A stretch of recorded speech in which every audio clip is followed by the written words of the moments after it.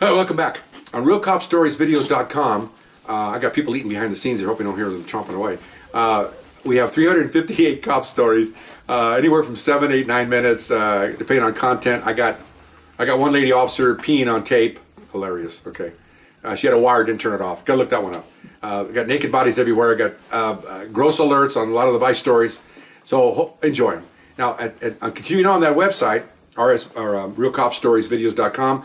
Over 160 question and answers. So ask me a question, I'll answer you directly, and we're doing it on tape also. So if you want to ask me a question, email me at rsbcopstories@gmail.com and I'll answer your question. Now, one of the questions came out was, tell us a scary story or scary incident.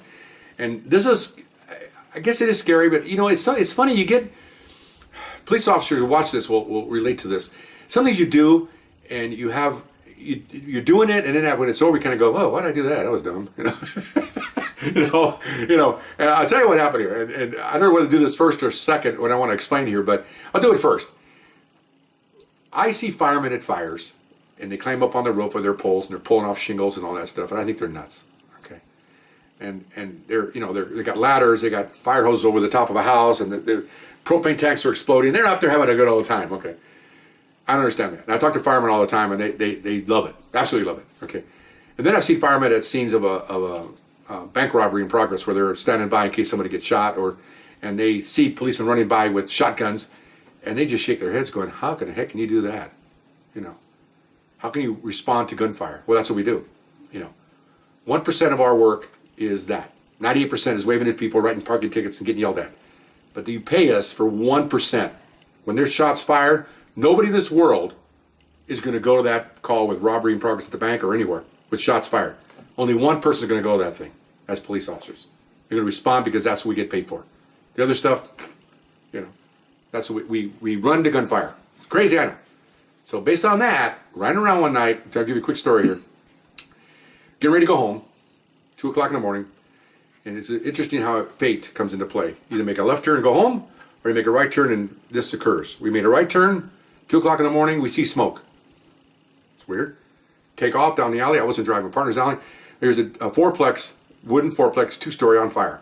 Okay. I call for an ambulance, I call for a fire department, back up, and my partner's already out running to the place. They're in uniform. I jump out, I run. He's yelling, "Take the right side." I take the left side. Okay, we're running. Kicking indoors at full speed. I'm a young guy, flat stomach, full head of hair. Got about 2.5 years, 3 years on the department.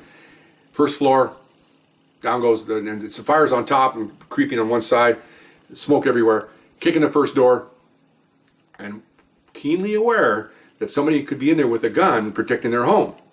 You think about that at the same time I'm going in here. This is before we had bulletproof vests. Okay, this is way back in 1974. So down goes the door. I'm yelling the whole time, "Police, police, police, there's a fire," in Spanish and in English, because I'm in a Latin area and I'm glad I spoke Spanish because this Spanish speakers.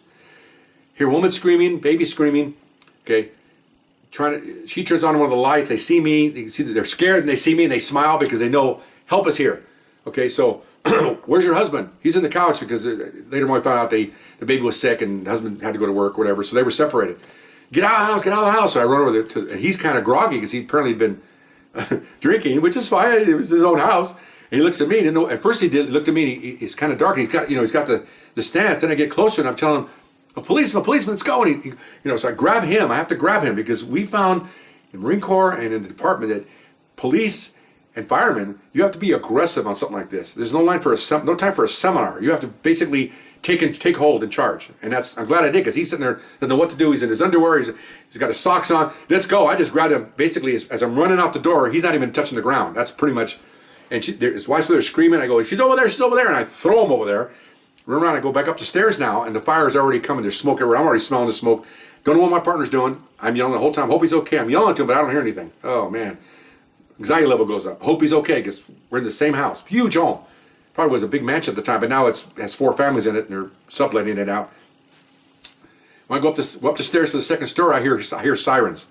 Okay, so hit the door. It's amazing. You think, it's funny. You got a door, and one side of the door you have fire, policemen, sirens, people screaming, kids crying, and on this side of the door you have silence, people asleep in their beds. Isn't that weird? I mean, just the difference of the two. It's just bizarre. I think back now, it's amazing. It's like a secret soundproof wall that they don't know what's going on, because I kicked that door down and I'm running in yelling, fire, fire, I'm the police, I'm the police. And they pop, I'm looking for the bedrooms. And then I see a guy coming out from the bedroom hoping he didn't have a gun. And he's got this look on his face. I go, let's go, let's go. And now his ceiling is got smoke. It's coming down, okay? So he runs back and he grabs one of his kids and out he comes. And then I said, who else is in the house? I'm speaking in Spanish. And she goes, my wife's over there. Well, he starts running out of the house, one of his kids, and I'm not going to say he's selfish. He's just trying to grab whatever he can at the time.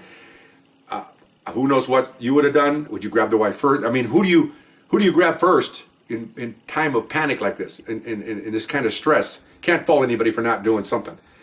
But I ran to the back. Remember now, smoke's getting lower. I'm 6'4". It's the top of my head now, and I can really smell it. It's really strong.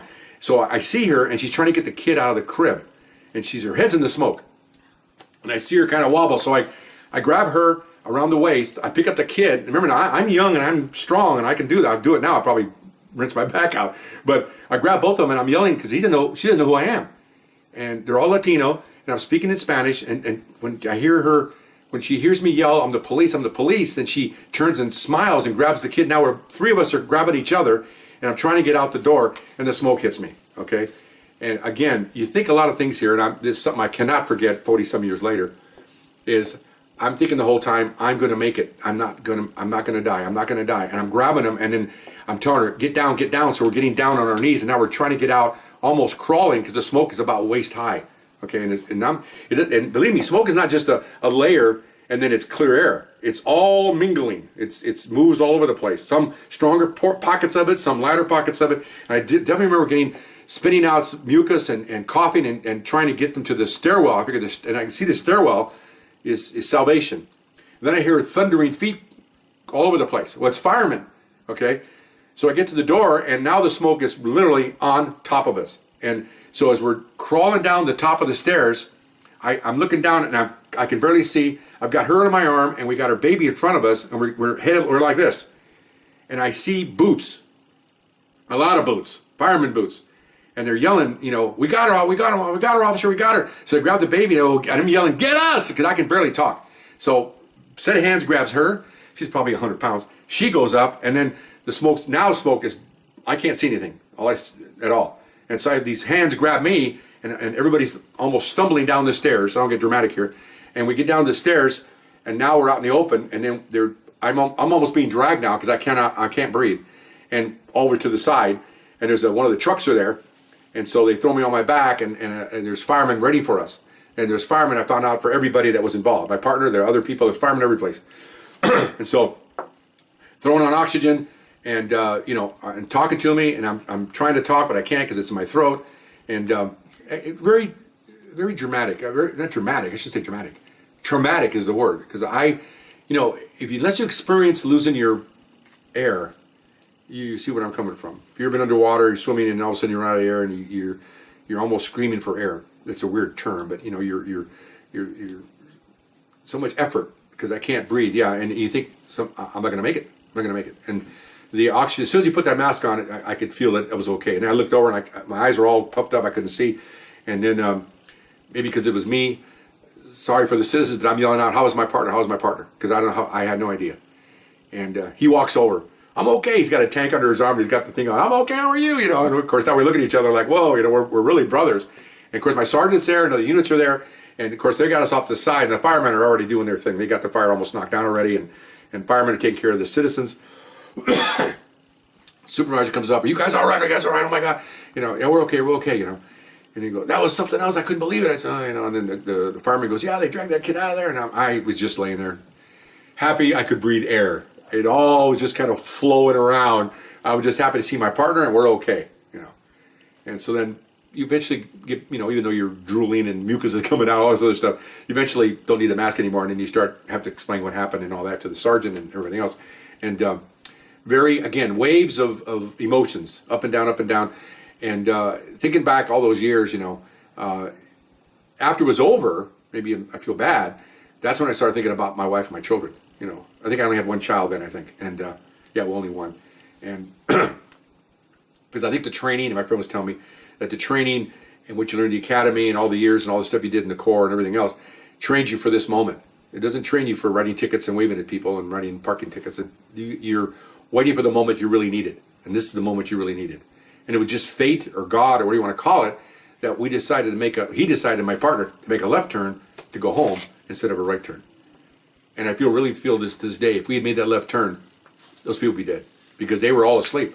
It's 2 o'clock in the morning.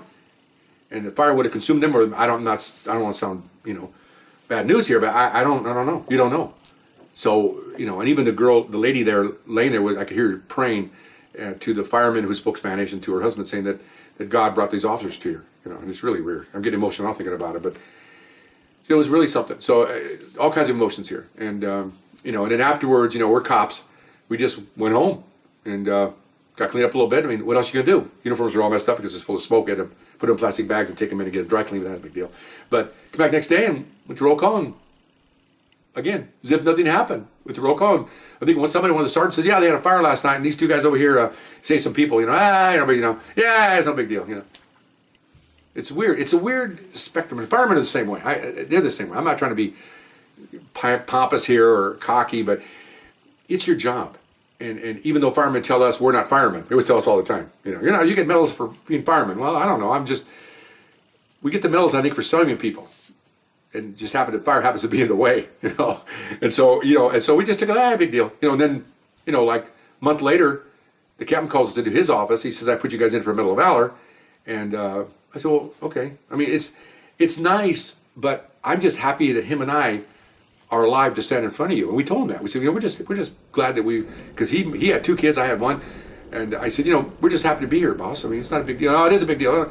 Well, I went downtown and came back tonight. So they said that they gave us a high police medal, but they thought the Medal of Valor in those days should be for gunfire. And I kind of agree with that. But then again, sometimes you risk your life in other ways, But sorry, hey, I'm not, again, I was like the Marine Corps. I'm not here to get medals. I'm here to do my job as best I can, serve now in this case instead of the Marine Corps. Well, I did serve the country, but now I'm specifically serving the citizens, and that's what I'm here for. And you pay me good money, do the best I can when I can, and that felt pretty good. I mean, medals are fine. They gave us, we had a presentation. The commander came down and gave it to us at roll call.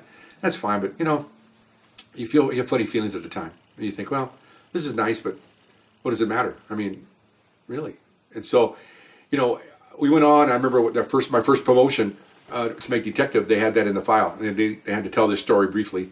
They liked it. And so it helped somewhere. It got in our little personnel file, and they put bad things in there. They put good things in there, and that was in there. I remember this is like, oh gosh, 84. So it's got to be like 8 years later.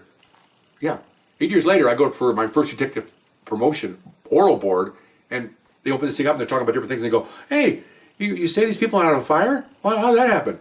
Oh my gosh, I'm thinking, whoa! When they said they put this stuff in your personnel package, they weren't lying. And so they got it folded up, and they're looking, and all these 3 guys are looking at you like they want to hear the story, because a lot of these guys never left the offices. When they made police officer, they went inside, and they were never outside doing real stuff.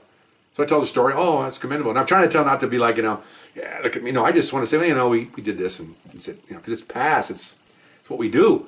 But anyway, so that was kind of a lot of emotions there, like some of the other stories. I don't think being scared is one thing. It's there and it's gone. There's a lot of things to lead up to it, and a lot of things to lead down from it. And so I'm glad I'm here today, and my daughters are healthy and older, and my wife's and I have been together a long time, so I appreciate all that. And I think, again, City of Angels took care of us and took care of those people. I really think that's what happened. So anyway, hope you enjoyed that story. We'll see you next time. Bye-bye.